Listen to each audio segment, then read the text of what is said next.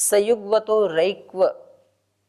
रैक्वस्य अनाश्रमेणो ब्रह्मवित्वं प्रदर्श्यते स च उपदिदेशः ब्रह्मविद्यां बहुदायिनं जानश्रुतिम। तो कह रहे हैं सयुग्वत, सयुग्वत माने गाड़ी के साथ जो रहता है। रैक्वस्य अनाश्रमीणः, जो रैक्व अनाश्रमी है अर्थात किसी भी आश्रम के अंतर्गत जो नहीं आता है, तो उसका भी ब्रह्मवित्वम प्रदर्श्यते, तो उस उपनिषद में उसका भी ब्रह्मवेता होना दिखाया गया है। कैसे पता लगा कि वो ब्रह्मवेता था? तो कह रहे हैं क्योंकि उन्होंने बहुदायिनम जानश्रुतिम ब्रह्म विद्याम उपदिदेश, बहुत जो लोगों को बांटता था, दान आदि करता था, ऐसा जो जानश्रुति राजा थे उनको उन्होंने ब्रह्म विद्या का उपदेश दिया। तो ये प्रमाण मिलता है। तो ब्रह्म विद्या का उपदेश वही तो देगा जो पहले खुद ब्रह्मविद है, जानेगा वही उपदेश देगा ना। तो इसका मतलब कि वो ब्रह्मविद थे। तो ये उनकी कथा के बारे में थोड़ा सा बता रहे हैं। जानश्रुति जैसे कि इन्होंने भी बताया बहुदायिनम, वो बहुत दान आदि देते थे और उसका बहुत यश था, कीर्ति थी उस समय समाज में, और ये था कि भाई इनसे बड़ा कोई और नहीं है। तो जैसा उपनिषदों में कथा है कि एक बार उनके वहाँ बगीचे में कोई दो हंस आकर के रुके, तो वो आपस में वार्तालाप कर रहे थे कि भाई इस समय सबसे बड़ा ब्रह्मवेत्ता कौन है धरती के ऊपर। तो उनमें से एक ने कहा कि वो तो गाड़ीवान रैक्व है, आजकल उसकी बड़ी प्रसिद्धि है, लोगों में बड़ी कीर्ति है उसकी। तो दूसरे ने पूछा कि क्या जानश्रुति से भी ज़्यादा, क्योंकि वो उन्हीं के बगीचे में बैठे थे। तो दूसरे ने कहा अरे ये तो उसके सामने शूद्र जैसे है, इसका क्या, इसके पास तो केवल धनैश्वर्य ज़्यादा है। तो ये बात जानश्रुति ने सुन ली, तो उसको एकदम से बहुत झटका लगा कि भाई मेरे से बड़ा ये गाड़ीवान रैक्व हो कौन सकता है जिसकी चर्चा ये पक्षी भी कर रहे हैं।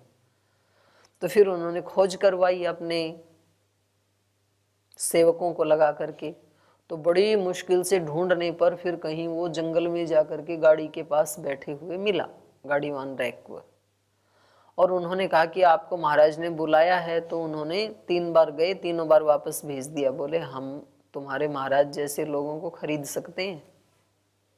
उनको आश्चर्य हुआ राजा को सुन के कि एक गाड़ी वाला जंगल में बैठा हुआ व्यक्ति हमारे बारे में ऐसे कह सकता है। तो फिर वो खुद वहां चल करके गई कि भाई ऐसी आपके पास कौन सी विद्या है जिससे कि आपकी मेरे से भी ज्यादा ख्याति है, क्योंकि मैं तो इतना दान आदि देता हूँ, लोगों की इतनी भलाई करता हूँ, तो मेरा ख्याति होना तो स्वाभाविक है। पर आप तो कुछ भी नहीं कर रहे हैं, यहाँ एक गाड़ी में बैठे हैं, आपके पास कोई ऐश्वर्य भी नहीं है, रहने के लिए कमरा नहीं, खाने के लिए अन्न नहीं, सोने के लिए बिस्तर नहीं, फिर भी आपकी मेरे से ज्यादा ख्याति है। तो ऐसा क्या राज है, ऐसी कौन सी विद्या का आप अनुष्ठान करते हैं? तो फिर वहाँ पर उन्होंने बड़ी मुश्किल से उनको, जब वो अपनी पुत्री आदि को, पहले वो गाय लेके जाते हैं, सोना लेके जाते हैं, वो उन सब को वापस कर देते हैं कि इनके बदले में ब्रह्म विद्या नहीं मिलती है। हर चीज़ धन से नहीं खरीदी जाती है। संसार के सामान धन से खरीदे जा सकते हैं, लेकिन ब्रह्म विद्या धन ऐश्वर्य सोने चांदी से नहीं खरीदी जा सकती है। तो फिर वो बाद में ना अपनी पुत्री को लेकर के जाते हैं। तो वो कहते हैं कि इस मातृशक्ति का सम्मान रखने के लिए, इसका अपमान ना हो, इसलिए इसके मुख को देख करके माने उसका सम्मान करते हुए मैं तेरे को इस ब्रह्म विद्या का उपदेश करता हूँ। तब उन्होंने उनको ये ब्रह्म विद्या प्रदान की। तो यहाँ हंस का मतलब कुछ लोग जो है वो सन्यासी भी लेते हैं कि उनके यहाँ साधक आकर के रुके थे, वो बात कर रहे थे, न कि पक्षी। तो जो भी हो, पर उसका प्रसंग ये है। तो यहाँ पर ये बता रहे हैं, उसको शॉर्ट में बता रहे हैं। देखिए, सयुग्वतो रैक्वस्य अनाश्रमेणो ब्रह्मवित्वं प्रदर्श्यते स च उपदिदेश ब्रह्म विद्यां बहुदायिनं जानश्रुतिं तद ऊह जानश्रुति पौत्रायणः षट्शतानि गवां निष्कम अश्वतरी रथम तद आदाय प्रतिचक्रमे। तो जब वो उनके बुलाने से नहीं आया तो तद ऊह जानश्रुति, तब वो बहुदायिनी, बहुत दान करने वाले जो ज्ञान श्रुति हैं, जो कैसे थे, पौत्रायण, पुत्र पौत्रों वाले थे। तो उन्होंने षट शतानी गवाम, 600 गायों को साथ लिया, निष्कम सोना लिया, अश्वतरी रथम, अश्वतर वैसे उसको खच्चर को बोलते हैं, लेकिन उस समय में उनके रथ को अच्छा माना जाता था, क्योंकि घोड़ा जो है वो मैदान में दौड़ सकता है, लेकिन खच्चर पर्वत आदि पे भी चले जाते हैं, किसी भी दुर्गम स्थान पे भी वो चले जाते हैं। तो उस दृष्टि से उनको उससे भी ज़्यादा अच्छा माना जाता था, तो उनका नाम ही हो गया अश्वतर, अश्व से भी श्रेष्ठ, अश्वतर, अश्वतम ऐसे होता है ना, तरप तमक प्रत्यय। तो ये उनके सामने सोना लेकर के गई, अश्वतरी रथ लेकर के गई, तद आदाय प्रतिचक्र में, वो लेकर के उन्होंने प्रस्थान किया और उनके पास जाकर के बताया, रैक्व एताम भगव देवताम शाधि याम देवताम उपास्य। तो उन्होंने कहा कि हे भगवान, आप ये सब स्वीकार करें और एताम देवताम शाधि याम देवताम उपास्य, आप मुझे उस देवता का शाधि उपदेश करें जिसको आप उपासना करते हैं। आप कौन से ब्रह्म की, कौन से देवता की आप उपासना करते हैं, वो मुझे बताइए, ताकि मैं भी आपके समान बन सकूं। क्योंकि अभी मुझे तो इस हंसों के वार्तालाप से पता लगा कि भाई मैं आपका जितना ज्ञानी नहीं हूं, तो आप मेरे को बताओ। तो कह रहे हैं इस प्रकार से, बस यहाँ तो इतना ही बताना चाह रहे हैं कि वो अनाश्रमी होते हुए भी ब्रह्मवेत्ता थे, मोक्ष के अधिकारी थे। एवमेव वाचक्नवि गार्गी ब्रह्मवादिनी बभूव आश्रम विहीनो अपि इति बृहदारण्यकोपनिषदि प्रदर्शितम। और कह रहे हैं इसी प्रकार से जो ब्रह्मवादिनी, अब ब्रह्मवादिनी वही होगी जो ब्रह्म को जानती होगी। तो वाचक्नवी, वाचक्नवी इसलिए कहते हैं, वचक्नु की पुत्री थी ना वो, इनके पिता भी ऋषि थे, वचक्नु की पुत्री वाचक्नवी, इनका खुद का नाम गार्गी था, तो ये सरनेम है पिता के कारण। कह रहे इसी प्रकार से एवमेव वाचक्नवी गार्गी ब्रह्मवादिनी बभूव, वो भी ब्रह्मवेता हुई हैं। आश्रम विहीना अपि, आश्रम विहीन होते हुए भी, क्योंकि गुरुकुल में जब तक पढ़ी तब तक तो ब्रह्मचारिणी थी, और उसको छोड़ के बाद उन्होंने वेद धर्म का प्रचार प्रसार करने में जीवन लगाया, तो किसी भी आश्रम में वो नहीं मानी जाएंगी। तो भी ये बृहदारण्यकोपनिषद में उनकी ब्रह्मविद तत्व को प्रदर्शित किया है। अतः वाचक्नवी उवाच ब्राह्मण भगवन्तो हंता अहम इमं द्वौ प्रश्नौ प्रक्ष्यामि। वहाँ पर जनक की सभा में याज्ञवल्क के सामने वो सबको संबोधन करते हुए कहती है, हे भगवंत ब्राह्मणः, हे सभी विद्वानों, अहम इमं द्वौ प्रश्नौ प्रक्ष्यामि, मैं इस ब्रह्मवेत्ता याज्ञवल्क से 2 प्रश्न पूछूंगी। यदूर्ध्वम याज्ञवल्क्य दिवो, हे याज्ञवल्क्य ये बताइए इस द्यू से ऊपर क्या है। यद अवाक पृथिव्या, और ये बताइए इस पृथ्वीलोक से नीचे क्या है, क्योंकि हमें तो लगता है द्यूलोक से ऊपर कुछ नहीं है और लगता है पृथ्वी से नीचे कुछ नहीं है। तो अब आप बताइए कि इस द्यूलोक से ऊपर क्या है और पृथ्वी से नीचे क्या है। यदंतरा द्यावा पृथ्वी इमे यद भूतम च भवच्च, और इन दोनों द्यूलोक और पृथ्वी के बीच में क्या है। यद भूतम जो हो चुका वो भी बताओ, यद भवच्च जो अभी है वो बताओ, और भविष्यच्च और क्या हो सकता है आगे वो भी बताओ। इति आचक्षते कस्मिश्चित तदोतम प्रोतम च इति। और कह रहे हैं कि ये सारे जो लोक हैं ये कस्मिश्चित ओतम प्रोतम, किस में ओतः प्रोत हैं, माने किस में व्याप्य हैं, ये इनको व्याप्य करने वाला व्यापक कौन है, किसमें होते प्रोत हैं। इत्यादि ना संदर्भेण याज्ञवल्कम ब्रह्म विद्या विषयकौ 2 प्रश्नौ पृच्छ वाचक्नवी। तो कह रहे हैं ये जो संदर्भ है इसमें वाचक्नवी गार्गी याज्ञवल्क्य से ब्रह्म विद्या विषयक प्रश्न पूछती हैं। तो इससे क्या सिद्ध हुआ कि वो ब्रह्म विद्या की उपासक हैं, तो वो मोक्ष की अधिकारी नहीं है।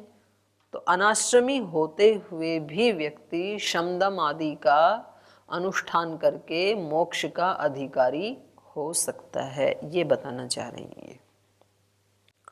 इत्थम रैक्वादी नाम आश्रम विहीना नाम आश्रम कर्मांतरेण अपि, तो जो रैक्व और गार्गी आदि हैं, ये इन चारों में से किसी भी आश्रम से युक्त न होते हुए और उसके विहित कर्मों के बिना भी, चतुर आश्रम वर्ण के विहित कर्मों के बिना भी ब्रह्म विद्या निष्णातत्वम उपलभ्यते, ब्रह्म विद्या की निष्णातता को इन्होंने प्राप्त किया।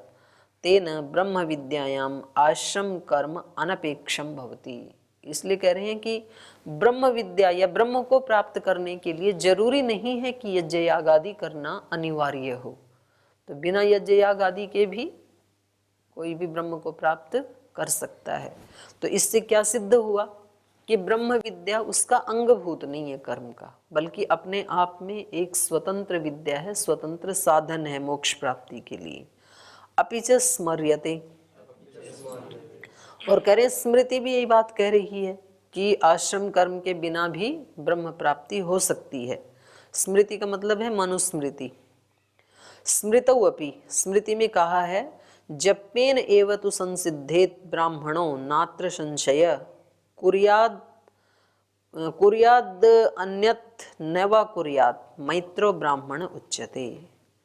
केवल मात्र जप से ही, जप्येन एव तु संसिद्धेत ब्राह्मणो न अत्र संशय, ब्रह्म की सिद्धि कर सकता है जप मात्र से भी, माने कोई यज्ञ याग आदि ना करे और केवल तज्जपस तदर्थ भावनम, केवल जप का आश्रय ले या स्वाध्याय का ले या उपासना का ले, उससे भी, यहाँ तो केवल जप की बात कही है, तो इसमें नात्र संशय, इसमें कोई संशय नहीं है, तो ब्रह्म प्राप्ति हो सकती है। कुर्यात अन्यत नैवा कुर्यात, जप के अतिरिक्त जो कर्म है, विहित कर्म है, उनको करे या न भी करे।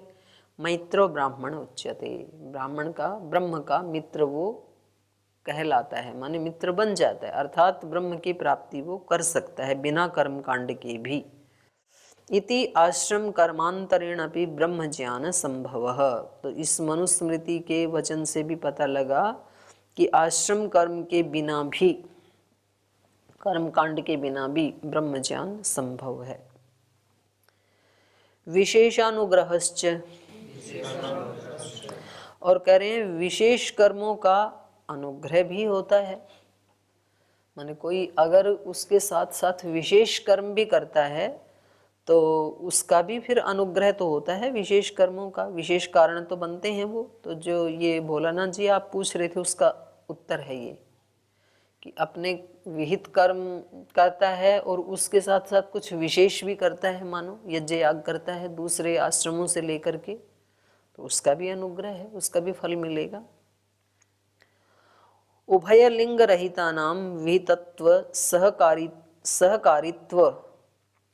रहितानाम आश्रम कर्माणाम अनपेक्षायाम विशेष अनुग्रहो विशेषाणाम कर्मणाम अनुग्रहणम अपि कारणम अस्ति, तानि विशेष कर्माणि ही अनुगृह्यन्ते किल आनुकूल्येन युज्यन्ते, तानि विशेष कर्माणि यानी ब्रह्म विद्यायाम उपयुज्यन्ते अथ अत्र उच्यन्ते। तो कहा कि जो दोनों प्रकार के कर्मों का विधान किया है, उभय लिंग रहिता नाम, और मानो कुछ कर्म ऐसे हैं जो उभय लिंग से रहित हैं, विहित कर्म से भी रहित हैं और सहकारी से भी रहित हैं। जैसे अहिंसा सत्यस्ते ब्रह्मचर्य, ब्रह्मचर्य तो खैर आ गया एक जगह, पर अहिंसा सत्य आदि का तो कहीं भी उल्लेख नहीं किया, एकाग्रता का उल्लेख नहीं किया। तो ये कैसे हो गए, दोनों से रहित हो गए, जिनका चारों वर्णाश्रम में कहीं भी उल्लेख नहीं है। तो जो अपने सहकारी धर्म से भी रहित हैं और विहित कर्म से भी रहित हैं, उभय लिंग रहिता नाम। कौन से उभय लिंग, उसको खोल दिया, विहितत्व सहकारित्व, जो विहितत्व से रहित हैं और सहकारित्व से रहित हैं, विहितत्व सहकारित्व रहिता नाम, जो दोनों ही प्रकार के लिंगों से रहित हैं। आश्रम कर्मणाम अनपेक्षाम, जो आश्रम के कर्म हैं उनमें अपेक्षित नहीं है, माने उनसे रहित हैं, उनका भी हमारे जीवन में विशेष अनुग्रह, उनका भी विशेष अनुग्रह, विशेष फल मिलता है। विशेषाणाम कर्मणाम अनुग्रहणम अपि कारणम अस्ति, विशेष कर्म यदि कोई करता है व्यक्ति तो उसका भी अनुग्रह होता है, वो भी मोक्ष प्राप्ति में कारण बनता है। विशेष अनुग्रहणम का मतलब है कारणम अस्ति तानि विशेष कर्माणि ही अनुगृह्यन्ते, वो जो विशेष कर्म है, मानो कोई दान कर रहा है, कोई किसी की सेवा कर रहा है, तो अब सेवा का जैसे मान लो कहीं भी वर्णन नहीं है, लेकिन सेवा कर रहा है तो वो मोक्ष प्राप्ति में विशेष अनुग्रह है, उसका फल मिलेगा, वो सहायक बनेगा ब्रह्म प्राप्ति में। कर्मणाम अनुग्रहणम अपि कारणम अस्ति तानि विशेष कर्माणि ही अनुगृह्यन्ते किल आनुकूल्येन युज्यन्ते, क्योंकि वो उसमें अनुकूलता के साथ जुड़े हुए हैं, ब्रह्म प्राप्ति में अनुकूलता ले आते हैं वो। तानि विशेष कर्माणि, यानी तो जो भी विशेष कर्म हैं, ब्रह्म विद्यायाम उपयुज्यन्ते, तो वो इस ब्रह्म विद्या में जोड़े जाते हैं, उपयुक्त होते हैं वो। अथ च अत्र उच्यन्ते, तो इसीलिए तो यहाँ प्रश्नोपनिषद में कहा तपसा ब्रह्मचर्येण श्रद्धया विद्यया आत्मानम अन्विष्य, तो यहाँ पर केवल ब्रह्मचर्य है, ये तो विहित कर्म है ब्रह्मचारी का, और सहकारी कर्म है तीनों आश्रम वालों का, लेकिन बाकी के जो तीन हैं उसका तो उल्लेख नहीं है। तप का है चलो ब्रह्मचारी के लिए, तो दो का तो ब्रह्मचर्य आश्रम में विधान है, लेकिन श्रद्धा का नहीं है और विद्या का नहीं है, माने साक्षात इनका नहीं कहा ना, तो लेकिन इनका जो श्रद्धा पूर्वक जो आचरण करेगा या ज्ञान पूर्वक आचरण करेगा तो वो मोक्ष प्राप्ति में सहकारी होगा कि नहीं होगा? होगा, तो उसका विशेष अनुग्रह होगा। तपसा ब्रह्मचर्येण श्रद्धया विद्यया आत्मानम अन्विष्य इति चतुर्भ्य आश्रमेभ्यः, इन चारों आश्रमों के विशेष कर्माणि इमानि अनुगृह्यन्ते, तो चारों ही आश्रमों के जो विहित कर्म हैं उनको इमानी विशेष कर्माणि अनुगृह्यन्ते, ये जो विशेष कर्म बताए यहाँ पर जो चारों से रहित थे, अपने आप में जो स्पेशल कर्म विशेष कर्म हैं, ये चारों ही आश्रम वालों को अनुगृह्यन्ते अनुग्रहित करते हैं। तो कह रहे हैं उनके क्या क्या हैं, एक बार रिपीट करवा रहे हैं। कह रहे हैं कि तप ले लेना चाहिए वानप्रस्थ से, तत्र तपः वानप्रस्थात्, ब्रह्मचर्यम ब्रह्मचर्य आश्रमात्, श्रद्धा गृहस्थात्, विद्या संन्यासाश्रमात्। तो एक एक आश्रम वाले के लिए तो हैं ये चीजें, लेकिन बाकी तीन के लिए तो नहीं है। तप जो है विशेष रूप से किसके लिए कहा है? वानप्रस्थी के लिए, लेकिन केवल वानप्रस्थी ही तप करे दूसरे ना करें ऐसा नहीं है, क्योंकि तप दूसरों के लिए विशेष कर्म हो जाएगा और वो उसमें उसको अनुग्रह होगा। तो ऐसे ही ब्रह्मचर्य किससे ले लें? ब्रह्मचर्य आश्रमात्। श्रद्धा किससे ले लें? गृहस्थात्। अब केवल गृहस्थी को ही श्रद्धावान होना चाहिए ऐसे थोड़ी है, चारों को ही होना चाहिए, क्योंकि श्रद्धा जननी की तरह इस योगी की रक्षा करती है, ऐसे आया ना व्यास भाष्य में। और विद्या ज्ञान किससे ले लेना चाहिए? संन्यास आश्रम से ले लेना चाहिए, क्योंकि संन्यास आश्रम का मुख्य क्या है? ज्ञान युक्त होकर के रहना, कभी भी अज्ञान में न उतरना। तो विद्या संन्यास आश्रमात् तस्मात् विहित सहकारीभ्याम आश्रम कर्मभ्याम अतिरिक्तानाम आश्रम कर्मणाम अनपेक्षा ब्रह्म विद्यायाम। तो कह रहे हैं इस प्रकार से विहित और सहकारी जो दोनों प्रकार के कर्म हैं, आश्रम कर्मभ्याम दोनों प्रकार के कर्मों से, अतिरिक्तानाम आश्रम कर्मणाम इनसे अतिरिक्त जो आश्रम कर्म हो सकते हैं उनकी अनपेक्षा ब्रह्म विद्यायाम, माने उससे अतिरिक्त की अपेक्षा नहीं की जा रही है। माने इतना भी कर लेंगे तो भी बहुत है, करेंगे तो विशेष अनुग्रह होगा, नहीं करेंगे तो उनके किए बिना भी ब्रह्म प्राप्ति हो सकती है। जैसे सेवा है, कहीं भी विधान नहीं है उसका। अब कोई सेवा करेगा तो उसका विशेष फल मिलेगा, वो जुड़ जाएगा ब्रह्म प्राप्ति में। लेकिन यदि नहीं करेगा तो उसका उद्धार नहीं होगा, ऐसा नहीं है। तो बहुत सारे तो ऐसे महापुरुष हैं कि उन्होंने जब तक ब्रह्म साक्षात्कार नहीं हुआ तब तक कोई सेवा नहीं की। जब ब्रह्म साक्षात्कार हो गया, भी जो करना था कर लिया, उसके बाद सेवा के मार्ग को चुना उन्होंने। और ऐसे भी साधक हैं कि जिन्होंने सेवा करके ब्रह्म साक्षात्कार किया। तो ब्रह्म साक्षात्कार के बाद जिन्होंने सेवा की, उसमें महात्मा बुद्ध आदि का नाम हम ले सकते हैं, गुरु नानक देव आदि का ले सकते हैं। और जिन्होंने सेवा करके उस स्थिति को प्राप्त किया, हनुमान जी को ले सकते हैं, क्योंकि उन्होंने अपने जीवन का लक्ष्य ये बनाया कि ब्रह्मचर्य और श्री राम की सेवा दो को लेके चलो। तो चलिए आगे कह रहे हैं, अतस्त्व इतर ज्याय लिंगाच। अतस्तु इतर ज्यायो लिंगाच।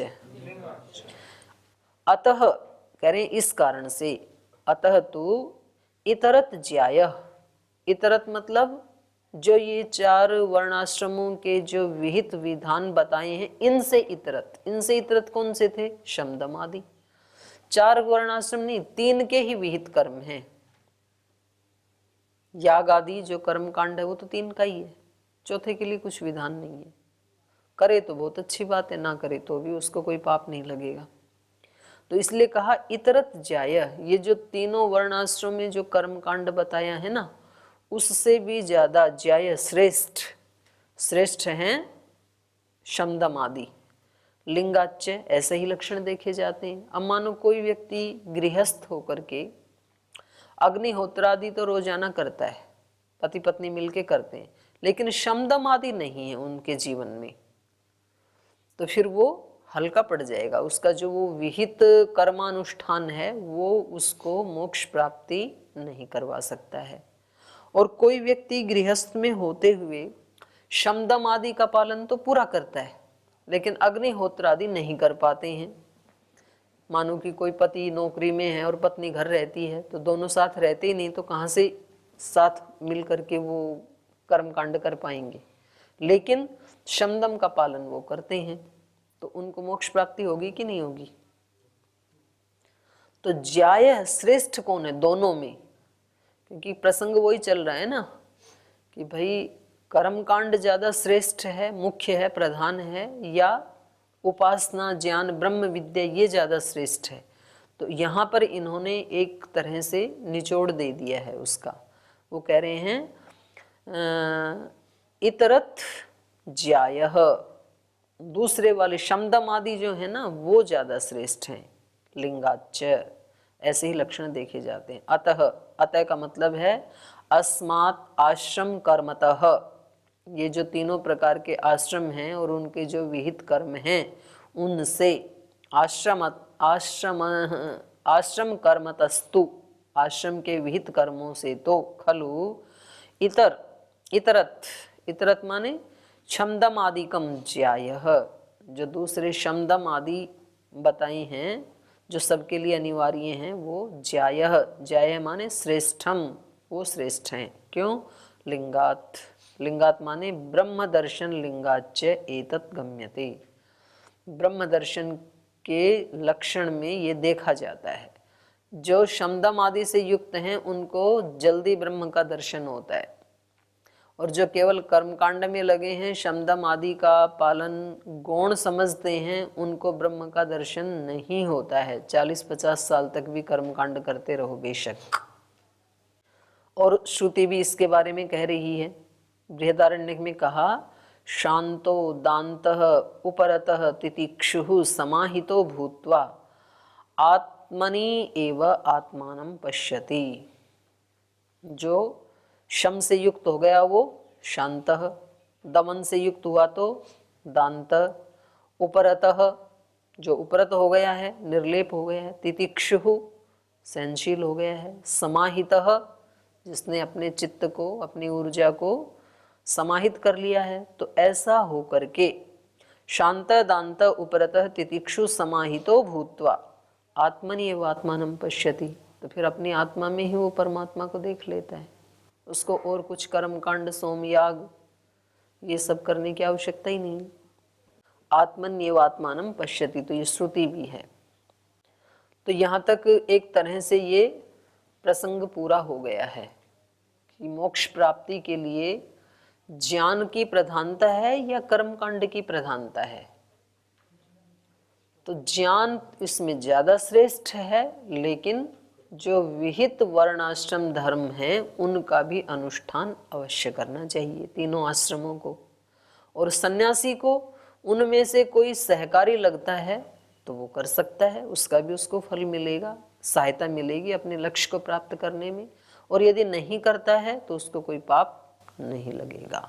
ये हो गया। अब आगे थोड़ा सा इसको एक और प्रसंग ये उठा रहे हैं। ऊर्ध्वरेतस्त्व गतश्च चतुर्थाश्रमी सन्यासी किम अवरोहणम अन्येषु वानप्रस्थादिषु आश्रमेषु कर्तुम शक्नोति नैवा।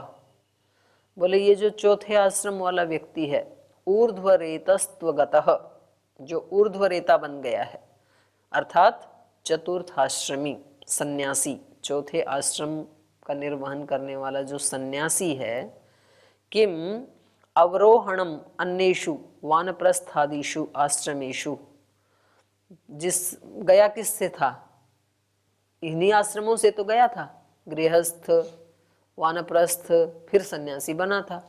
तो कह रहे वापस इन्हीं आश्रमों में, अन्येषु वानप्रस्थादिषु आश्रमेषु, जो अन्य आश्रम हैं, तो अब ब्रह्मचर्य में तो क्या ही आएगा सन्यासी, तो क्योंकि ब्रह्मचर्य तो उसमें भी हो ही रहा है, तो अवरोहण के लिए दो ही बच गए ना, कि भाई सन्यास लेने के बाद ये सन्यासी जो दूसरे आश्रम हैं, वानप्रस्थ या गृहस्थ, उसमें अवरोहण कर सकता है या नहीं, वापस आ सकता है कि नहीं आ सकता है।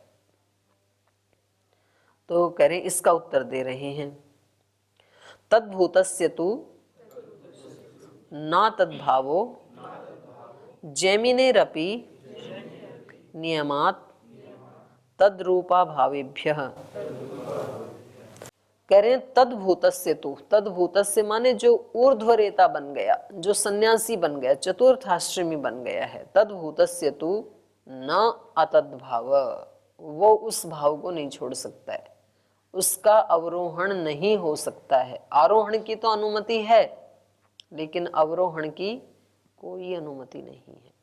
तद्भूतस्य तु न अतद्भाव, जो तद्भूत हो गया, ऊर्ध्वरेतत्व को प्राप्त हो गया, जो सन्यासी बन गया, उसका न अतद्भाव, वो उससे नीचे नहीं आ सकता है। जैमिनी रपी, ये बात तो जैमिनी भी मानते हैं, माने इससे पहले जो हमारा प्रसंग चल रहा था उसमें जैमिनी जी का मत अलग था, कर्मकांड का था, और हमारा अलग था, ज्ञान का था। लेकिन इस विषय में दोनों एक मत हैं। ये बात जैमिनी जी भी मानते हैं कि एक बार यदि कोई चतुर्थ आश्रम में प्रवेश कर गया तो उसको वापस आने की अनुमति नहीं है। नियमः अतद्रूप भावेभ्यः, बोले नियम से, ये ऐसा नियम है। कौन सा नियम है? अतद्रूप भावेभ्यः, वो जो एक बार तद्रूप हो गया वो अतद्रूप नहीं हो सकता है। ये नियम है कि वो नीचे नहीं आ सकता है। बाकी के लिए, आरोहण के लिए नियम नहीं है। कोई सीधा ब्रह्मचारी से भी सन्यासी हो सकता है, वानप्रस्थ के बाद भी गृहस्थ से भी सीधा हो सकता है। बाकी ये नियम है कि अवरोहण नहीं हो पाएगा। भाष्य, ऊर्ध्व रेतत्वगतस्य चतुर्थाश्रमिणस्तु न कदाचित अतद्भावः, अतद्भाव कोई कहा तद्वर्जनम ततो अवरोहणम न भवेत्। ये जो ऊर्ध्व रेतत्व को प्राप्त हो गया अर्थात चतुर्थाश्रमी अर्थात सन्यासी, न कदाचित अतद्भाव, वो कभी भी उससे वापस नहीं आ सकता है। माने शास्त्र उसकी अनुमति नहीं देता। उसके लिए कह रहा है तद्वर्जनम तत् अवरोहणम न भवेत्, उसका अवरोहण या उसका वर्जन ये नहीं हो सकता है। जैमिने अपि इति जैमिनेरपि मतम अस्ति, ये जैमिनी जी का भी मत है।